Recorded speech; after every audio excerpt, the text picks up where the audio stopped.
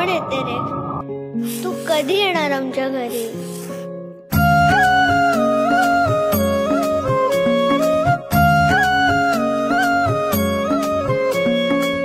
देवा तुझ्याच साठी उघडून दार, वाट पाहून झाली फार.